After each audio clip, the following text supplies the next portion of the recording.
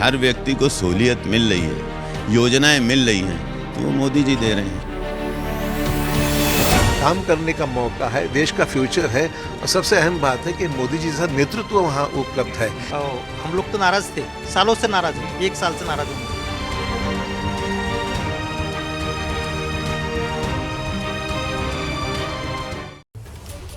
तो देश विदेश की 40 खबरों के बाद अब वक्त है आज की बड़ी खबर के डिटेल में पड़ताल का। नमस्कार, मैं हूं विवेक श्रीवास्तव। 24 का चुनाव सियासी दलों के दिलों की धड़कनों को लगातार बढ़ा रहा है। खेमेबाजी और पाला बदलने का दौर चल रहा है। एनडीए हो या फिर इंडिया, दोनों ही गठबंधन में नेताओं में टेंशन है। टिकट मिलेगा कि पत्ता कटेगा, इसी को लेकर इन दिनों सियासत में मची है खलबली। इसी खलबली की पड़ताल करेंगे। पाला बदलने से जीत हार का समीकरण भी समझेंगे, जिसके लिए मेरे दोस्त सहयोगी मेरे साथ जुड़ चुके हैं। उनसे मैं आपका तारुफ करा दूं। जैनेंद्र कुमार आपको दिख रहे हैं दिल्ली से, और नीरज पांडे भी आपको दिल्ली से लाइव दिख रहे हैं। जब तक ये सारी चीजें मैं आपको बता रहा हूं, मेरे पास एक बड़ी खबर आ गई है। बुलेटिन की शुरुआत उसी बड़ी खबर से करने जा रहे हैं। कांग्रेस को एक बार फिर झटका लगा है। कांग्रेस के राष्ट्रीय सचिव का इस्तीफा हो गया है। खरगे को अजय कपूर ने अपना इस्तीफा भेज दिया। इस्तीफा देकर बीजेपी में शामिल भी हो गए। बिहार कांग्रेस के सह प्रभारी भी थे कपूर, और यह बड़ा झटका है क्योंकि कांग्रेस के राष्ट्रीय सचिव के पद पर थे अजय कपूर, और इसके अलावा इनके पास बिहार कांग्रेस के सह प्रभारी होने का भी पद था। इस देश के 140 करोड़ लोग इस देश में एक नेता को, युग पुरुष आदरणीय मोदी जी की तरफ देख रहा है। मैं उसकी गारंटी मानता हूं जो जमीन पे काम हो रहा है। आज जो देश में हर व्यक्ति को सहूलियत मिल रही है, योजनाएं मिल रही हैं, तो वो मोदी जी दे रहे हैं। भारतीय जनता पार्टी की, आदरणीय मोदी जी की, आदरणीय होम मिनिस्टर साहब की, भारतीय जनता पार्टी के यशस्वी अध्यक्ष नड्डा जी की, और भारतीय जनता पार्टी और लोगों की सेवा में अपने आप को समर्पित करूंगा। जो पार्टी निर्देश करेगी उस काम को करूंगा। तो ये हम आपको अजय कपूर का बयान सुना रहे थे। अब सीधे चलते हैं जैनेंद्र के पास, बड़ी बारीक नजर रखते हैं। जैनेंद्र, जैसे लगातार कांग्रेस के नेता छटक कर बीजेपी में शामिल हो रहे हैं, तो क्या हमें ये कहना पड़ेगा कि बड़े रोड़े हैं इस राह में? 24 के चुनाव से पहले ये आसान नहीं लग रहा है? बिल्कुल, देखिए कहीं ना कहीं ये साफ ये संदेश दिख रहा है कि यूपी में कांग्रेस के नेताओं को अपना भविष्य नजर नहीं आ रहा। जिस तरीके से जमीन उत्तर प्रदेश में कांग्रेस की सिकुड़ती जा रही है। पिछले लोकसभा चुनाव की बात करें तो राहुल गांधी अमेठी में हार गए, केवल एक लोकसभा की सीट सोनिया गांधी जीती रायबरेली से। विधानसभा चुनाव में तो कांग्रेस 2% वोट पर सिमट गई और केवल 2 सीटें विधानसभा चुनाव में जीत पाई। इस बार जरूर अखिलेश यादव के साथ अलायंस है, लेकिन फिर भी देखिए भरोसा कितना कम है। अजय कपूर लगभग इनकी टिकट कानपुर से पक्की थी, कानपुर से कांग्रेस के लोकसभा प्रत्याशी हो सकते थे, लेकिन अब वो बीजेपी में शामिल हो चुके हैं। उन्हें मोदी की गारंटी पर भरोसा हो चुका है। तो साफ तौर पर, और ये जो अजय कपूर ने जो छोड़ी है पार्टी, देखिए नेता पार्टी छोड़ते हैं, आरोप लगाते हैं कि उपेक्षा उनकी हो रही है पार्टी में, लेकिन ये तो पदों पर थे। जाहिर सी बात है कि राजनीतिक जो परिस्थिति है उसका आकलन करके ही इन्होंने ये बदलाव किया है, और जाहिर सी बात है कांग्रेस के लिए चिंता की बात है। बहाना है, उत्तर प्रदेश कांग्रेस के दो नेता भी हैं। को जब छोड़ना होता है तो वो बहाने तो करता ही है, लेकिन बड़ा सवाल ये भी है जैनेंद्र कि ये कहां से चुनावी मैदान में उतरेंगे, इसके बारे में कोई खबर हो तो बताइए जरा। अब देखिए ये तो बीजेपी पर है कि क्या बीजेपी उन्हें कानपुर से टिकट देती है या नहीं, और ये जो एक बड़े नेता कांग्रेस छोड़कर बीजेपी में गए, उस पर क्या सोचते हैं यूपी कांग्रेस के नेता। शाहनवाज आलम है, यूपी में माइनॉरिटी डिपार्टमेंट के चीफ है। विवेकानंद पाठक है, ये भी इलाहाबाद से नेता है। कैसे आप लोग देख रहे हैं शाहनवाज जी, बड़ा झटका ये अजय कपूर का जाना? नहीं, कोई झटका नहीं है। उनके 2 भाई पहले से भारतीय जनता पार्टी में हैं, और ये बहुत एक्सपेक्टेड था कि वो विपक्ष में या राहुल गांधी का साथ बहुत दिन तक नहीं दे सकते, क्योंकि जिस तरह की वैचारिक प्रतिबद्धता या जिस तरह का कमिटमेंट होना चाहिए। बड़े चेहरे जाएंगे, लोगों में भरोसा फिर आप लोग कैसे दिलाएंगे? देखिए, जो डरपोक है, जो कायर है, हमारे नेता राहुल जी और प्रियंका जी ने तो कहा ही है कि इस दौर में कांग्रेस के साथ वही रह सकता है जो निडर होगा। और एक तरफ लोग जा रहे हैं, तो ये भी तो देखिए ना कि हरियाणा में लोग बीजेपी छोड़ के कांग्रेस में आ रहे हैं। तो बात है कि अगर लोग जा रहे हैं तो कांग्रेस के नेताओं के अपने तर्क हैं कि जो होगा निडर वही हमारे साथ खड़ा होगा, और जो छोड़ के जा रहा है वो कह रहा है कि नहीं वैचारिक मतभेद है, उपेक्षा की गई, बहानों का दौर चल रहा है। महाराष्ट्र से है ये बड़ी खबर। उत्तर प्रदेश के बाद महाराष्ट्र में भी कांग्रेस को झटका लगा है। राहुल गांधी के महाराष्ट्र पहुंचते ही ये झटका लगा है। 3 बार के एमएलए ने बीजेपी का दामन थाम लिया है। एमएलए पद्माकर वल्वी बीजेपी में शामिल हो गए। नंदुरबार से 3 बार के विधायक रहे हैं पद्माकर और अब बीजेपी में हैं। कल ही नंदुरबार जिले में पहुंचे थे राहुल गांधी और अभी वो बीजेपी में, उनका बयान भी सुनाते हैं आपको। हम लोग जो कांग्रेस के जो सच्चे कार्यकर्ता थे, हम लोग तो नाराज थे, सालों से नाराज है, 1 साल से नाराज हूं मैं। कोशिश कर रहा था, अभी लोकसभा का ये है कि प्रचार के लिए मिलेगा। कांग्रेस में नाराजी है अंदर खाने। क्या कांग्रेस संगठन का जो मैनेजमेंट है अभी, चाहे इलेक्शन का कैंपेनिंग हो या पार्टी का विस्तार हो, इसके बारे में सही मायने में कोऑर्डिनेशन नहीं है। ठीक है, अब मैं लिए चलता हूं सीधा नीरज पांडे के पास। नीरज, इन्होंने जो ज्वाइन कर ली है बीजेपी, नंदुरबार जिले से 3 बार के रहे हैं वो विधायक बीवल भी, इनका कितना बड़ा कद था, कितना प्रभावित कर सकते हैं ये, जरा बताइए।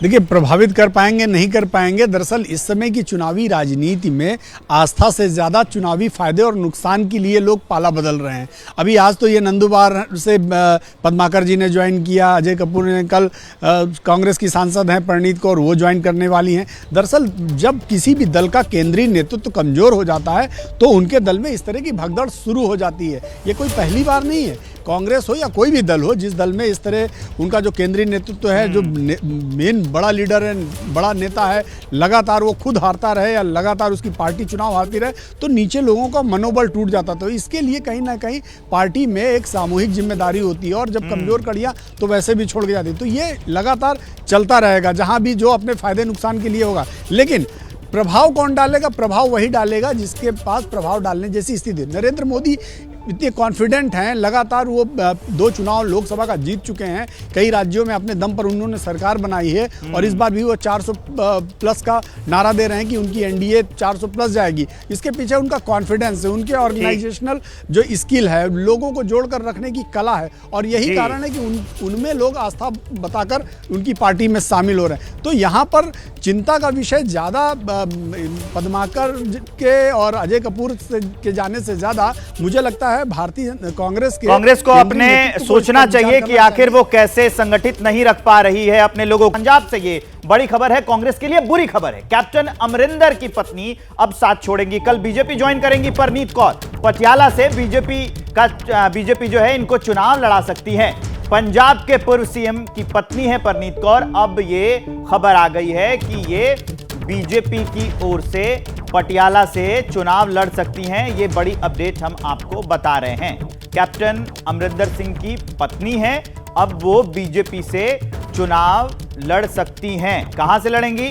पटियाला से उनके चुनाव लड़ने की खबरें हैं। ये भी अपडेट हम आपको बता रहे हैं। ये बड़ी अपडेट हम आपको बता रहे हैं कि परनीत कौर जो हैं वो चुनाव लड़ सकती हैं बीजेपी में शामिल होकर पटियाला से। एनडीए हो या फिर इंडिया गठबंधन हो, कैसे चुनाव से पहले दोनों ही खेमों में खलबली मची हुई है, वो इन तस्वीरों के जरिए समझने की कोशिश कीजिए। एक और एनडीए गठबंधन है जहां बीजेपी सांसद राहुल कसवात टिकट ना मिलने से नाराज होकर बीजेपी में शामिल हो गए। इन्हें कांग्रेस ने चूरू से टिकट भी दे दिया था। और दूसरी ओर हिसार से सांसद ब्रिजेंद्र सिंह ने भी हाथ का साथ थाम लिया। दूसरी ओर इंडिया गठबंधन है जिसमें दल बदलने वालों की लंबी फहरिस्त भी है।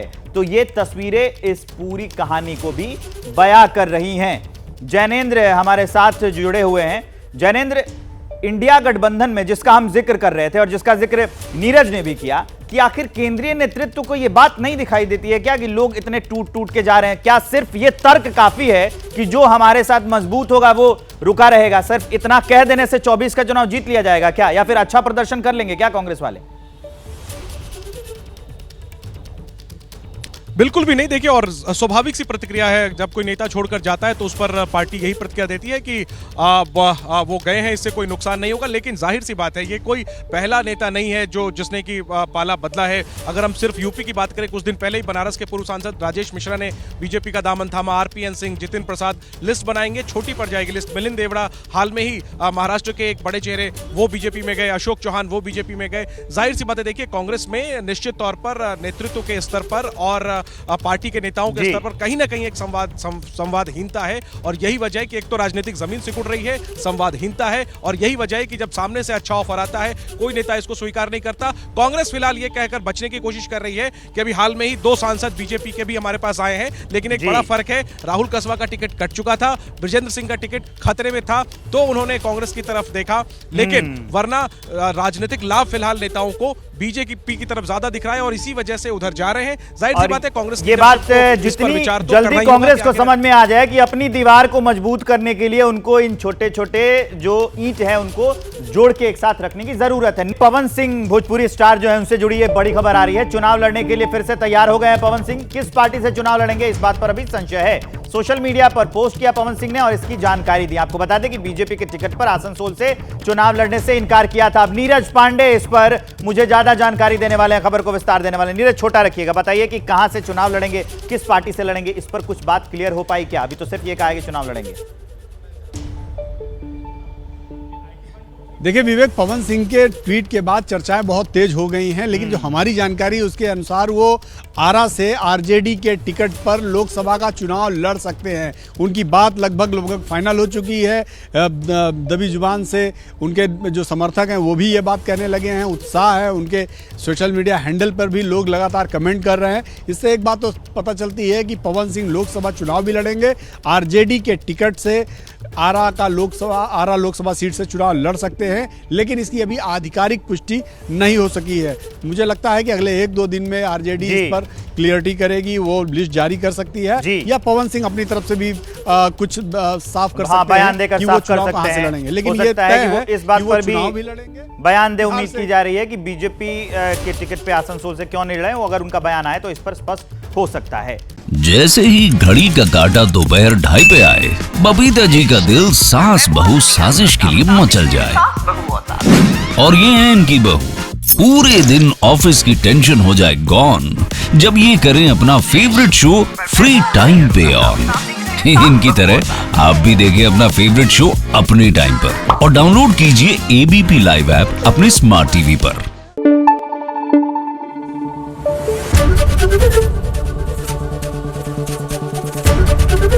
एबीपी न्यूज आपको रखे आगे।